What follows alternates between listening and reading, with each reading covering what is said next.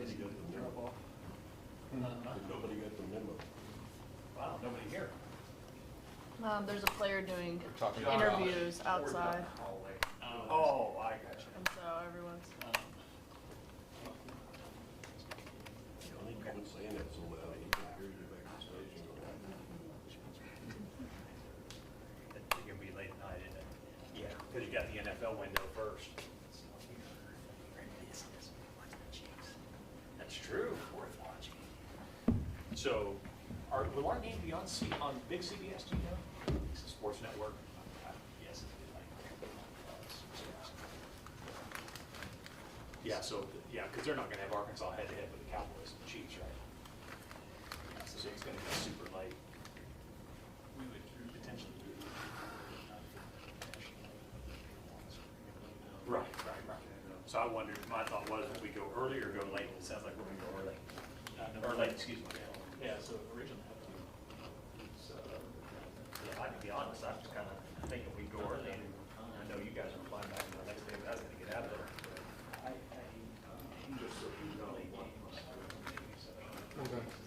How do you want to do it? I'll be honest. We play like 9:30, I'm playing at 8:11. Yeah, well, yeah, because basketball. I don't know. Probably not a good idea. 1:30 is women's basketball, and then after. Thanksgiving Day is never that busy, but still, you're right, it is Thanksgiving. Probably not. JL's mom texted me last night. She said, "Are you guys going to cover a lot of softball?" I said, "Oklahoma had a couple stories up." Good. Yes, in the spring. Yeah, exactly. She might make with the kid. Oh my God. Yeah, she did. It was, yeah, that first of many, I'm sure. Yeah, For her. she's a nice player. She is, and she's even a better person too. All of them are. She's awesome. Really good. Yeah, really good. She said like she's getting a lot more confident as her outings get going, so it's really cool to see. I think her first one, she was definitely a little nervous. Like I know our first inter squad, she was pretty nervous for, but after that, her confidence has been getting out. It's been cool to see her and really all of them. I'm so proud of her. So she goes to the same PG coach as me. Oh, really? Yeah, we go to the same PG coach. That's awesome. They pitch together in Wausau. Heck yeah, that's cool. I'm really She's, yeah. Whenever I saw her got her, I was really happy. Kind of looking at some of her stats and stuff. I was like, she's good. Yeah. Two scrums or one? Yeah. No, it's really impressive outing. Can it just be whatever you're going to turn She's from Owasso. Assuming we got 3 of them when we get started. Yeah. She was originally committed to Stephen F. Austin, and then that got revoked, so she finished her. It wasn't good enough for No, I think it was. I think she wanted to. A few other things might have happened. my daughter, she's a teammate of my daughter. She made it all this good stuff. 3 days after I thought I was going to write it down. Yeah, she's one of the fun ones for sure. It's been cool to see.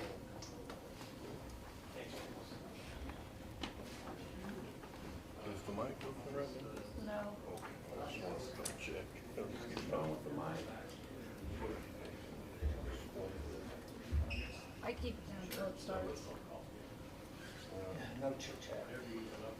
I was gonna make sure I got it. You guys have nothing better to do? No. The answer Seeing us, man. Hey, it is Thunder Media Day too. Yeah. Can I get the food? Absolutely.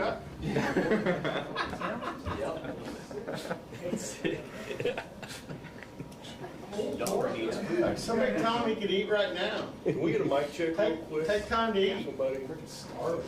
Can you count for them real quick? So you take the mic. 3, 2, 1.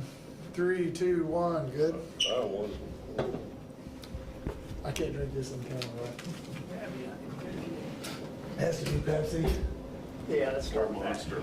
That's what we're doing.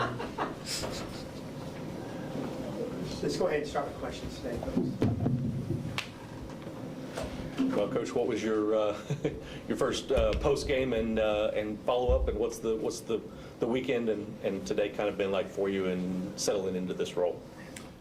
Well, you know, like I said, I've never been a head coach of an elementary school. You know what I'm saying? So this is A lot of new stuff I never thought about. I mean, everybody thinks being head coach is easy, and then you do it and realize there's a lot more to it than you thought, as anything would be probably. But I don't know. Bottom line is, I just feel like I'm just so proud of the kids' willingness to participate and be a part, and the vibe that they're providing, and it makes it easy for all us coaches to go out and do our job and have fun and stuff like that, and continue to just devote all our time and effort into what we can do to help them win a game, you know, because it's all about them. So that part's been fun, and just, you know, the media stuff and things like that, you know, it's definitely different for me, because typically a lot of places I've been, the coordinators don't really do much of this type stuff. It's usually just falls on the head coach. So this is obviously new, but not other than that, it's really not that much different. Other than, you know, game day's a little different on the sidelines. You know, I got special teams guys yelling at me if we want timeout or not, and I'm like trying to find the next play. It's kind of different. So, but no, it's been good, man. I've just again, just the common denominator for me on all of it's just been just the players and enjoying them and having fun, and you know, we could have had 10 guys hop in a red shirt, you know, and I don't feel like that's going to occur as of now, and I think it's a positive sign that these guys are kind of galvanized a little bit, and it's encouraging. So. There's risk and reward to what you did on Saturday with some of the schemes offensively. One of the risks is when you ask so many people to touch the ball and throw the ball, turnovers.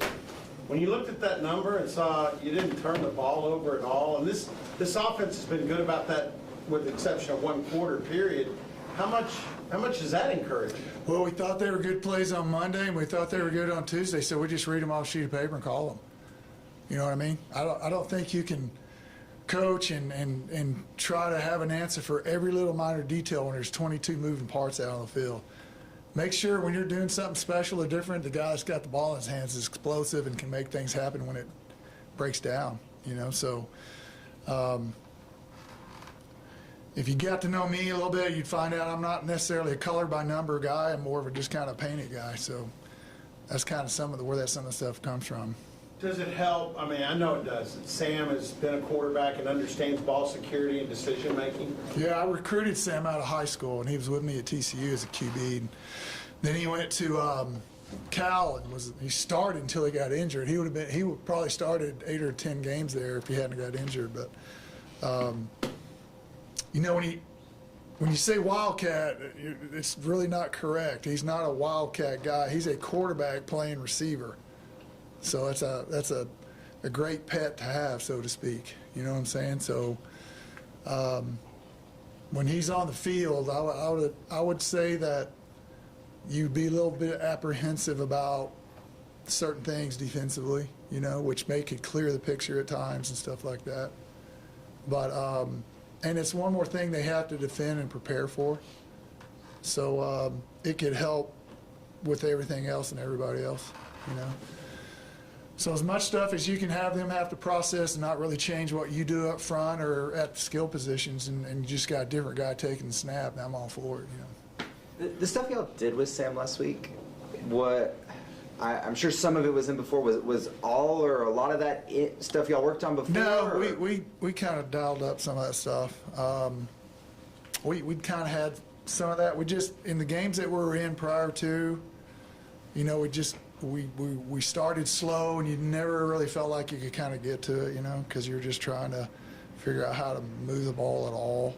But we didn't have all of it, but we had some of that stuff. And it's good to take plays that you had the week before that you didn't call, because it's banked reps and your guys know it and you can call it, and you don't necessarily have to rep it 100 times during the week. So any of those carryover plays that you don't call, you do. So like call sheet wise, I try to have a 65% overage. So if say we got 100 plays in, we call 65 of them, that's the mark. If you don't hit 65% of your usage, then you probably should reduce your call sheet the next week.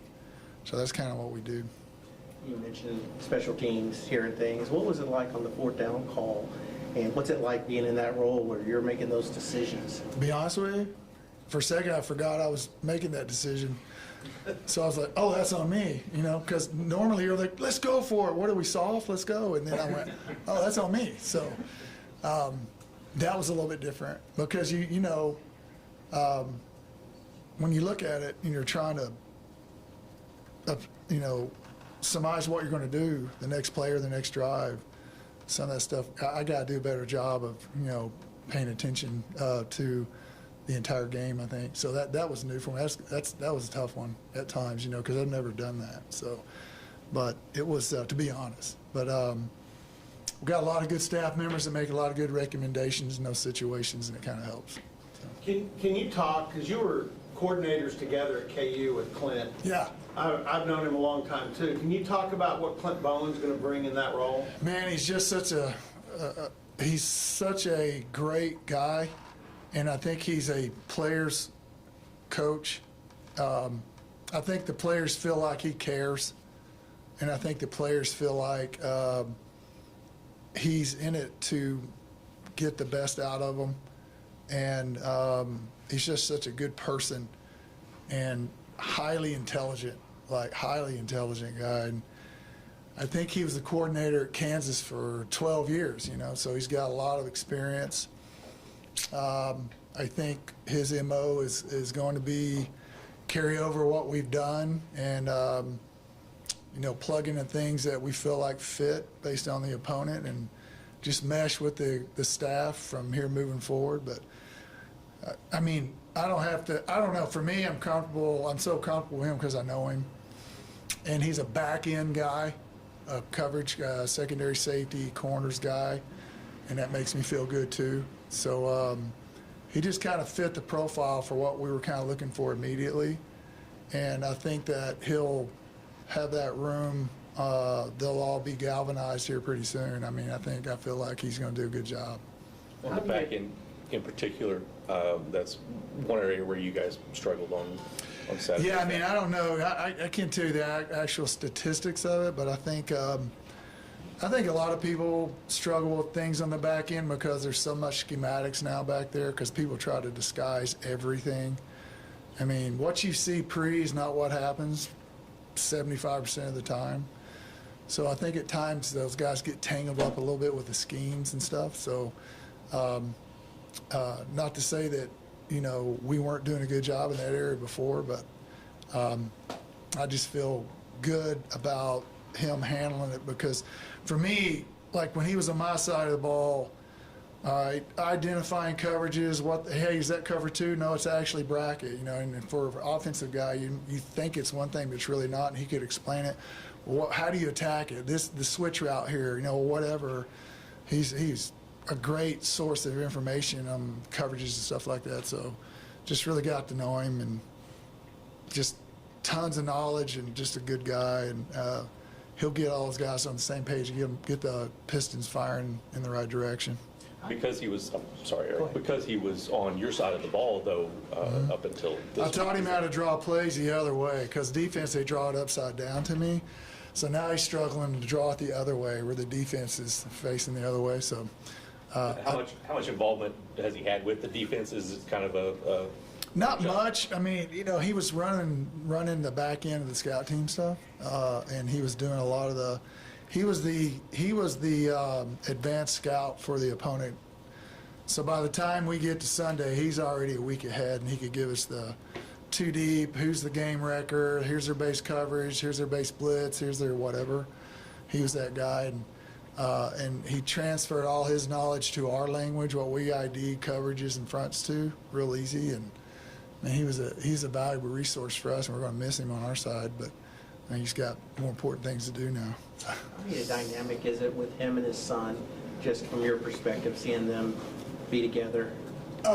You know, as a dad, that'd be super cool, right? To be at a P4 school with your son, and he's a quarterback. Yeah, so I just could only imagine. It probably gets uncomfortable at times because we're in there. Damn it, that was a horrible read. you know, and stuff. He's sitting in there, so there's a little bit of like, you kind of look over. He goes, "He's gonna get mad at me for saying his son's garbage," but no, he's a coach, been around his whole life. His son's been around his whole life. They all get it, but it was kind of cool. It'd be really cool for me for any of us to think about your son on the same team you're coaching on. That'd be kind of neat because that'll carry with you the rest of your life, you know. I'm guessing he had the advance on Arizona before moving over. Mm-hmm. Doug, you've been around this league, and I think of a 3-3-5. I think of John Haycock's Iowa State scheme. Mm-hmm. This is a 3-3-5, but it's a different strain, isn't it? It's a little different because they're in a lot more four down out of the 3 safety look, and their run fit players who come from different locations. And then you get into this business where it's just UFO, you know, like there's no one with their hand down type stuff. So they do a good job of obviously creating some anxiety as to who's coming and who's not. And they do a good job of fitting gaps when people are lined up all over the place, because sometimes you can get out of your gap or get 2 guys in the same gap. They do a pretty good job of keeping everybody gap sound and those type of things. With all the stuff they do a lot of stuff back there, you know. There aren't a ton of true freshmen playing. What stood out about Royal? Man, Roy's just a guy, he's super hungry for information and studying. He's always up there with David Glidden. I mean, every day he's the one guy that's up there more than anybody, asking questions, watching tape, taking notes, getting out his iPad, watching film. I mean, and that kid does exactly what you tell him to do. For a true freshman, he's unbelievable. And wherever you want him to be, he'll be there, and he'll do it correctly, and he'll do it full speed.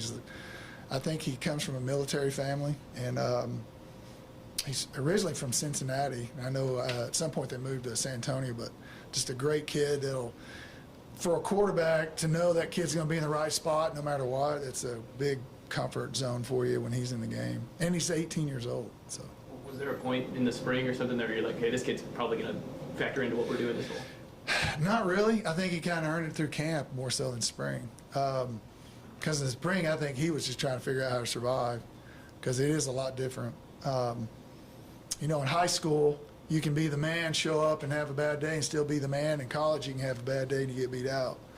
So you got to show up every day with your stuff dialed and ready to roll. And it took him a minute to kind of figure that out. And just a great kid. And he's going to have a great career in college, you know, and he's going to make a lot of plays. And he's just a comfort for those QBs, because they know, like, you're going through a read and you go 1, 2, and he's supposed to be a certain spot, he's going to be right there.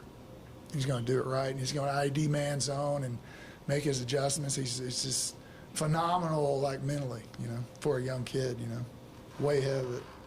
You mentioned earlier about a lot of guys sticking around the redshirt, you know, they can make their decisions to be made. We asked you this earlier.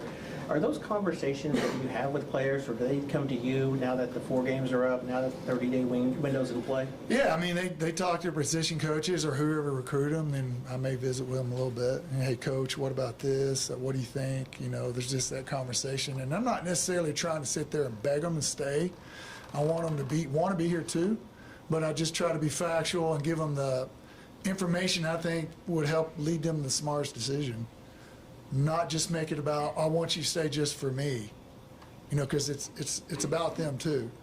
So if I think it makes sense, I'm not going to necessarily try to bend it or shape it a way that'll make them stay, because I want them to stay. But at the same time, I think there's a lot of information I can offer that make them understand it's probably my benefit to stay. You know what I mean? And then they make the decision. So. Could you evaluate just where the offensive line is at this part of the season? Yeah, pretty solid, kind of galvanized. You know, we've had some injuries up there. We lost Markel with a left tackle, actually, in a hotel walkthrough. I've never seen that. It was a new one. He broke his foot in a walkthrough in the hotel lobby. I didn't even know it. And all of a sudden, they came to me and said, anyway, Grant, the right tackle, he's gotten so much better, and he is a massive individual. He's got a bright future ahead of him, number 74, Segrin. Really like what he's doing. Nuku on the left edge. I just think we got a really solid unit. just like anybody else, you got to keep them healthy and keep them out there and take care of them during the week. But just like everybody, no one has enough up front. Everyone's light up front this time of year. So you got to be careful about it. And we've lost a couple of guys, but they seem to be kind of coming together as a unit. I was fortunate at TCU for a couple of years. We had the same 5 linemen for 2 straight years, and no one ever got hurt, and it was unbelievable. And it was just really cool to watch how much better they got every week, And they knew they could trust one another, and they understood the little nuances of the communications that they made towards one another, and it was comfortable for them, which they'll just get better and better. It's a pretty good unit, I think, pretty solid unit.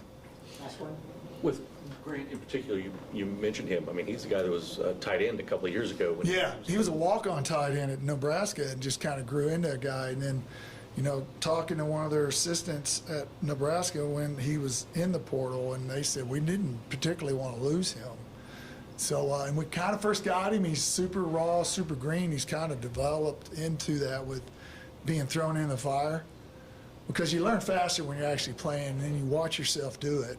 You can read about it, talk about it, practice it, and then you're actually doing it, and then you're seeing yourself doing it, and it expedites that process, And he's gotten a lot better pretty quickly. Played really well against Oregon, which there wasn't a whole lot of good stuff to talk about there, but he was one of them. The guys up front in that game, just looking back, they kind of held their own to some degree with those guys up at Oregon. So that unit's going to just get better every week. Doug, Rob, and Gary said Grant in the weight room did his work with gusto. They said he just jumped in at Yeah, I think he's all in, and I think he knows where his future is and what he could be doing in 3 years. So, and he's got the measurables. He's massive, So, are we good? Thank you. Thank you. Grab your sandwich. Yeah, I'm gonna get one. Am I taking someone sandwich? He don't want to use. I didn't know you was coming. Hey, brought in the heavy artillery today, man. All right, we've got Interim Defensive Coordinator Clint Bowen. We'll go ahead with questions. Everything I said about him is bullshit. You can quote that. Well, Clint, start us off just with what this transition is going to be like. Obviously, you've been on the offensive side of the ball to this point, but you're obviously a defensive guy. So, what's it going to be like transitioning into this role? It's a unique situation. Taking over somewhere where the players are embraced in a system, a scheme, they've had their coaches in line there. It does make it a little bit unique.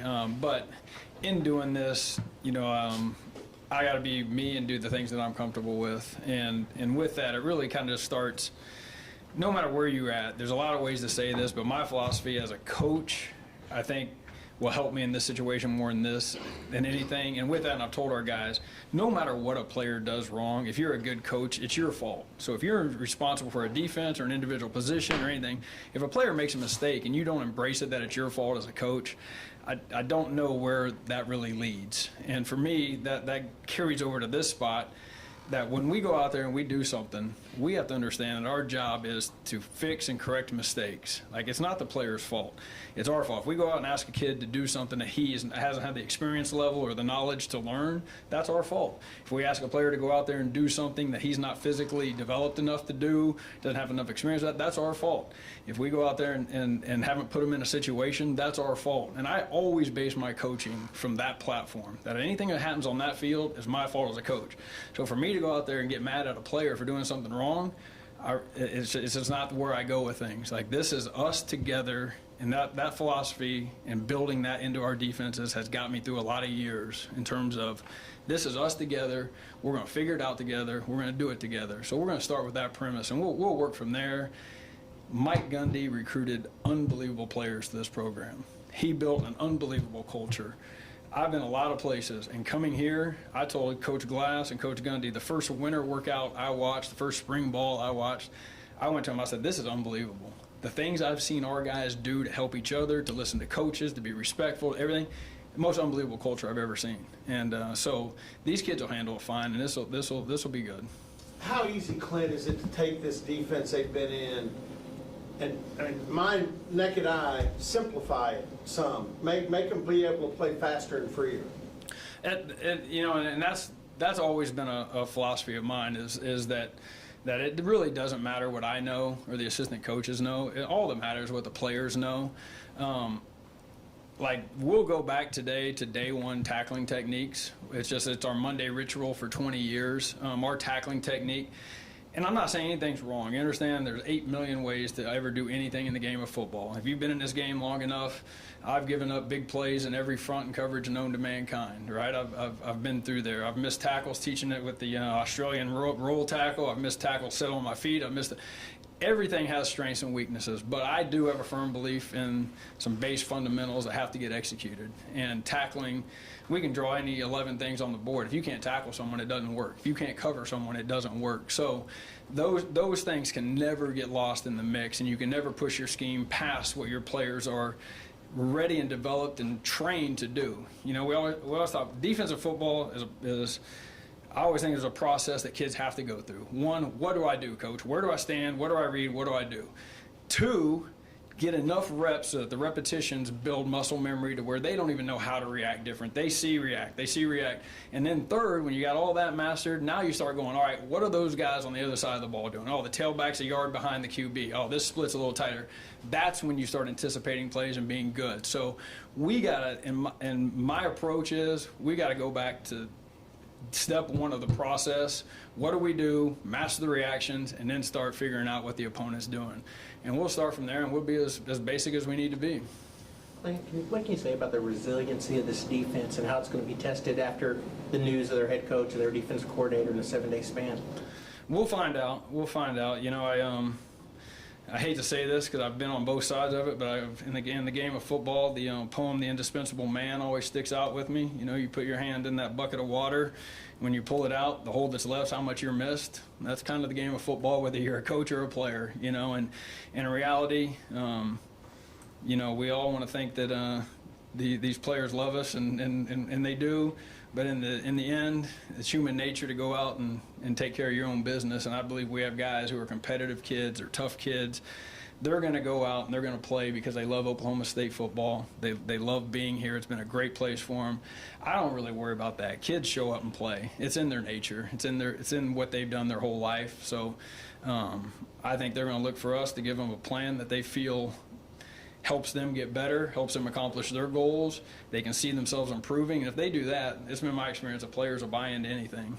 Your experience at Kansas, I think in 2014, you've been through something similar to this. Will that help you in making a midseason transition, not only you as a coach, but just seeing how the team reacts? It will. That was the similarities to that situation. All right, it was after the third game of the season. Coach Weiss was let go. I became the interim head coach for the final 9 games of the season. And you learn a lot of things in that role. You know, a lot of times if things aren't handled correctly behind the scenes, you can end up being a big bear with no teeth as an interim because, you know, people kind of know that, hey, I'm dealing with this cat for 8 weeks, 9 weeks, whatever it is, you know, and he's out the door. I'm still going to be here. So what, you know, I mean, there's a lot of that's the reality of this dynamic. But I truly do believe that if you go out and you help players and they see that you're helping them get better, because they all want to be the best they can be. And if you can prove to them that you're capable of doing that, the kids will run through a wall for you because that's what they still want. They want to go out and represent themselves in this university well. So the players will be fine. They always are. About Coach Gundy's culture, there's also a pretty good degree of intelligence on that defensive side. I mean, guys like Parker, David, you know, Brian McCoy at linebacker, even the defensive front, those guys, Iman and those guys. Will that make it easier, too, to do what you're going to try and do here, the intelligence on that side?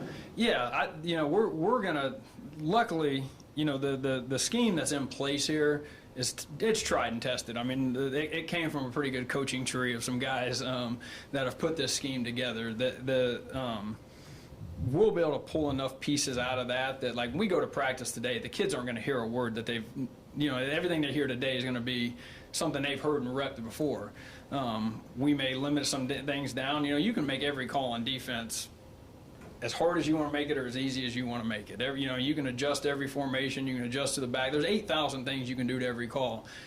we will probably limit some of that down and focus more on, instead of trying to, be here, be more specific on what we're trying to do. But yeah, our kids, what they've learned, what they know, they've put their time in and learned a lot. So they're going to be fine that way.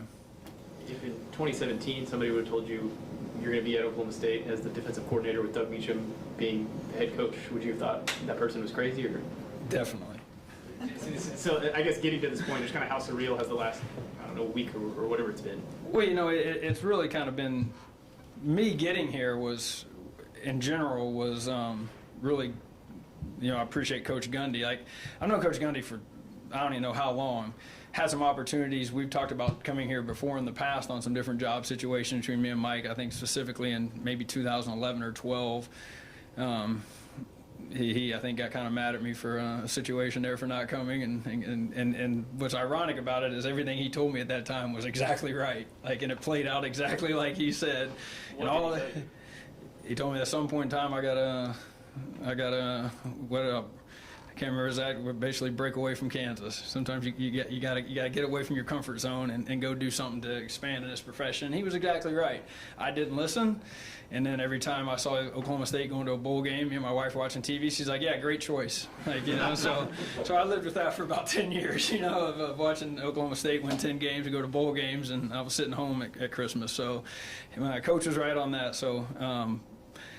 Yeah, to be here and then to come back around this time for Coach to give me the opportunity to come back in this time, I was really appreciative, and he looked out for me and helped me out, and so it worked out good. Now, I didn't want this to be the scenario. I was hoping I'd come here and we'd work for Coach Gundy until we both gave this thing up, but this business kind of heads that way sometimes. Doug was asked about this. What kind of feeling, and you had this in high school. You were the head coach for Banks at Lawrence High, but what's this been like? Being in the same organization at the college level with your son? Yeah, I got out of coaching the COVID year when things just didn't seem right. Players opting out, refusing to play. We go play in the Myrtle Beach Bowl, and we got about 20 defensive kids who were willing to go because it was over Christmas. And I'm sitting there, I'm ignoring my kids, I'm ignoring my family, I'm not even seeing my kids play games, and I can't even get guys to go play in a bowl game. That was, and the mentality just rubbed me wrong at the time. And so at that time, I decided I'm gonna go. Cause my oldest son was gonna be a senior, and Banks was gonna be a freshman. And I was like, I'm gonna go do this, And obviously, that's a kind of a career killer in terms of coaching. If you want to be at this level, once you go to coach high school football, you get kind of, in that tag of being a high school football coach. That's where Coach Gundy gave me a chance of coming back, but. I'm not sure if Banks is happy about it. He went to Tulsa initially, and I came here, and then the whole thing worked out that he came here. But I know for me, it's something I never dreamed would happen, and being able to just stand out. I catch myself standing out there sometimes, looking over and being like, "Holy cow, that's my son wearing an Oklahoma State uniform, throwing a football around." It's a kind of a surreal thing on a daily basis. How close did you guys get? I guess Lawrence Lions, right? Mm-hmm. Chesney Lions, maybe. What was it like? How close did you guys, that relationship, grow during those 4 years? Well, I learned, Banks got it better because my first son got it bad. I came home a few nights and my wife was like, "We need to talk. The way you're running the Lawrence High program is not working for our son, and we're going to fix this." So by the time I got to Banks, my wife had educated me on what it means to coach your son and how to treat him. So I think Banks got it a little bit better than my oldest one. I kind of calmed down a little bit for him, but no, him being a QB in your program, 4 years with him. Like I said, I don't know how much he enjoyed having Dad yell at his friends and all that every day and hold his friends accountable. But for me, it was something that I'm thankful that I chose to do. It may not have been greatest for my career, but for me, I would do it in a heartbeat over and over again, every opportunity. After being at the college level so long, was there stuff that you learned going back down to the high school level about coaching, about relationships, about any of that? Going back to the high school level honestly saved me because I was kind of in a college football is not for me. You go back to high school, you learn that kids play high school football because that's his best friend. That's his best friend. They care about each other. It was it brings you back to what football is truly about. You want to impact kids' lives. In high school, you still do. High school coaches are the most amazing humans. If anyone had any idea, coaching high school football is 10 times harder than any time being an interim head coach, defensive coordinator, Power 4 school. You want to go to guys who truly have to invest more than you would ever dream you have to invest. High school coaches. you're raising money to buy shoes, you're raising money to buy food, you're trying to get the equipment money raised, you're taking kids home, you're meeting with parents. I mean, it is 24 hours a day nonstop in high school football, and it's the greatest gig there is in terms of, I mean, to this day right now, most of my text messages come from my high school kids, and they're still asking for advice on this and that. Like it's a special job to be a high school football coach in terms of what you can do to impact kids. It brought me back down to really the core of my philosophy. I'm here to help those players. And if I gained anything from being high school to going back now, I've brought myself back to an attitude that this is about the players. This isn't about me. This isn't about, this is about helping those young men reach their goals and fulfill their dreams. And high school really brought me back to that, because it opens your eyes that a lot of kids just play this game because it's a fun game to play. And they don't care about all this stuff. They just want to be with their buddies, have fun, run through the damn tunnel, see the cheerleaders and their fans and their families, and it's awesome. So it really rejuvenated me and brought me back to where what this game always meant. A couple more. How important is Cam Smith to what y'all want to do in the secondary? Well, you know, in this league in general, it has become such a motion, adjust, shift, movement, multiple. You know, it's become so multiple that the DBs, and specifically the safeties, they really have to be alert on every play. I mean, there's a lot, and it affects the backers and their run fits. But safety-wise, the degree of routes that we're seeing and the complexity of routes and the shifts and the motions, it's no more just make a call, line up, I got that guy. You know, you're always thinking one step ahead. So to have veteran guys and guys who have played a little bit and guys who have put it in there is really critical at that position. If you know, you're trying to get a few things done with them. So having guys who have played ball a lot is big. I want to throw you back in your previous role, because you, I'm sure, dumped the Arizona advance on Doug.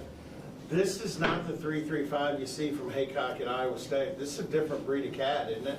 Oh, absolutely. You know, back when Jim Knowles was here, I was really interested in what Jim was doing here, because obviously he was having a lot of success. And he, everyone knows he was doing some really, really creative and good things, and he's continued to do that. I would put what Arizona does is more in that Jim Knowles family than it is the John Haycock Iowa State family. From the front, the coverage, and the things they're doing over there, they're a lot more similar to what Jim does in terms of his 5 DB stack look, and his front that part's more Jim Knowles or what Arizona's doing. Last one. What stands out about Arizona's offense and it? I'm just curious, over the weekend, at what point did you sort of transition from you know, you were scouting one side of the ball to the other? I'm sure that was kind of a weird weekend for you. Yeah, honestly, I looked at Arizona for the first time last night at about 12:30 a.m. was the first time I put that one on. So I watched them for a couple hours last night. Haven't got back to them today. I am admittedly behind on them a little bit. I spent about 2 hours in the middle of the night last night looking at it for the first time. The QB impresses me. He's got some danger to him. Can throw the ball on the run, can move, does both, scrambles to throw, scrambles to run. You know, they do a lot of things with their tight end, and they have some capable guys on the outside. So they're doing a nice job on offense. They got some creativity to them. They're, just like we kind of always said, you're going to get a motion and a run. You're going to get a lot of different looks. So we'll zero in. You know, a big part of what we've got to do defensively, I think, is make sure that we're handling shifts and motions well, and that's a big emphasis for us today. For context, when do you know, in a normal weekend, like going forward, when would you normally be able to jump in that tape, and how much would you actually watch before you go to bed Sunday night? Yeah, I can't. I'm not one of the people. As soon as the Saturday's game's over, like, I have to watch it. So I usually, like, you just do it. You can't enjoy your evening until you've kind of went and seen the game. I can't anyway. I know some people can. So as soon as the game's over, I like to knock out the Saturday game, then go enjoy my Saturday night a little bit, and then wake up Sunday morning as early as I can get out of bed based on how Saturday night went, and go to work on the next one, you know. Thanks, Coach. Yep. Appreciate it. Yep, thank you, guys. You call from? Oh, no way. Okay. I played at Haskell State. Did you really? My career, that's where we played her. Yeah. So I was. They let it go. I'm sorry to interrupt. Oh, no, you're fine. I'm just coming. Yep. Will you go up top to fall then? I'm gonna come down. You're like on the ground? Yeah, I always think that